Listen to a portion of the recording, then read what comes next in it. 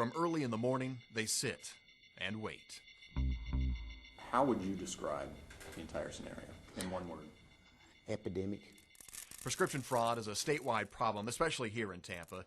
Lieutenant Leon Page heads up the drug task force for the Hillsborough County Sheriff's Office. His focus, illegal prescriptions, primarily oxycodone or Roxy's. You could be making $40,000, $50,000 a morning, $40,000, $50,000 in the afternoon.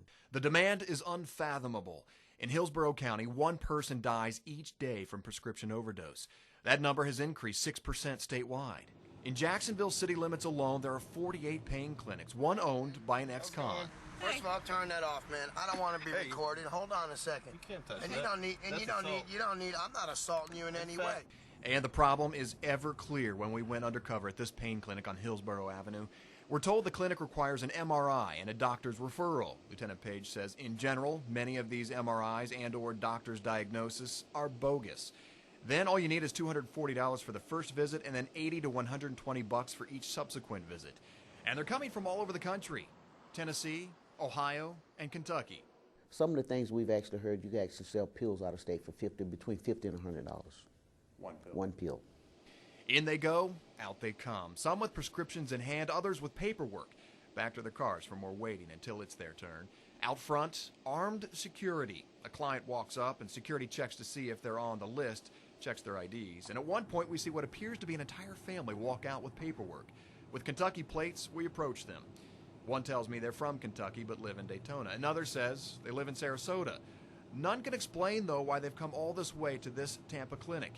The next day, we return to that same clinic. Security gets suspicious, but it's the same scene, scores of people waiting in the parking lot.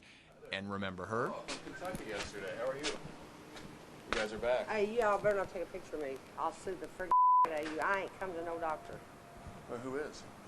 I don't know, but I ain't come to no doctor. And you better not have me on no picture. I spoke to you yesterday about it. I don't care. I'll sue the out of you all if y'all take a picture of me. You better get it off of me. It's a long way to go just to get this prescription filled, isn't it? You better not be taking pictures Is it of me. because it's easy to do? No, it's hard. One patient walks out of the clinic and wants to talk to us to say there are legitimate cases and how this clinic has helped him. Now I worked a full-time job, walk 2 miles a day. My life's actually gone back. So there are people that the medication is designed for. We approach security. How come you got to have an armed guard here, though? Could you take that camera off, please? Yeah. Plus you're on property. This is private property right here. Okay. Can you tell us why you need an armed officer? Every place you need armed guards. Why? CVS, Walgreens, everything. We went to a CVS just blocks away in that same neighborhood, and the manager told me, quote, no security, never have. We're tipped to another clinic, this one on MLK in Tampa. The day before a major raid, we observe a very similar scene, scores of people waiting their turn. They squeeze inside the door, trying to hide from our camera. In the parking lot, more out-of-state plates. And check this out. They have an MRI trailer right there in the parking lot where one staff member seems to think it's funny, another does not. You guys are violating HIPAA and doctor confidentiality rights here, so you guys have to turn the camera off even though you're on the sidewalk. You're violating people's rights here, HIPAA rights and doctor laws and everything, so you guys need to turn the cameras off and go. I'm sorry. We're not good. We're good. I'm sorry, but you guys are violating confidentiality here. Please, if you want, we're good. Other states are cracking down to make it tougher for these pain clinics to prescribe. And just last week, Hillsborough County passed a prescription monitoring ordinance. But Lieutenant Page knows. There's always going to be someone that's slick enough to try to circumvent the system. That just means that we bear down and chase them a little bit faster.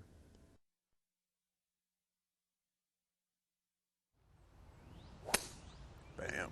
Professional golfer Mike Reed turned professional in 1976. His best tournament finish ever, 4th place in the 1989 Masters. He led the entire tournament but blew up with 4 holes remaining. Nevertheless, he was the first professional golfer on the tour to earn $1 million prior to winning a single tournament. And bringing his game down, yours truly. See, I flunked the hole already. I was supposed to grab the pin for you, wasn't I? Come on, you got to yell at me. Tell me what to do. At the Outback Pro-Am, I'm his caddy for this round, which is just for fun. I learned there's more to it than just carrying the clubs. His real caddy, Ben, is teaching this caddy how to caddy, which includes math and lots of it. I'm schooled in stepping off how far the ball is from the green, adding and subtracting distances, and suggesting clubs. 17 paces from the front edge. This number right here is 35 paces deep. So it's 35 paces all the way to the back edge. So the pin is basically in the middle of the green. Mike putts out and we're off to the next hole where there's commotion. Should have got a shot of that, Ben. What are you doing over here? Dropping his clubs.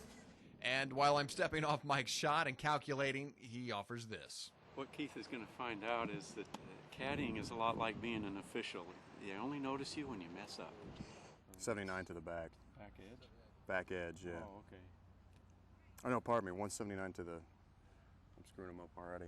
179 to the pin. Yeah, I need an abacus for this. When I'm not involuntary miscalculating, we trudge along and Mike offers this, his opinion, the biggest difference between amateurs and pro golfers. Serenity is knowing your worst shot is still pretty good. On the green, caddies are supposed to offer opinions on reading the greens. Let's see, as a hacker, I would hit it left side of the cup. Yeah, I'm thinking let's left to center. And don't listen to this caddy. To the next tee box we go. Mike hammers his tee shot. He says he averages roughly 255 a drive. And you hit that drive, what, about 290? Yeah. Yeah. We'll need a urine sample when we're done here. All right. We'll need to drug test you. From the fairway, Mike hits it within 6 feet of the cup, but has played this course many times and makes this generalization. I've seen that putt before, and it usually has more break than a Bill Clinton promise.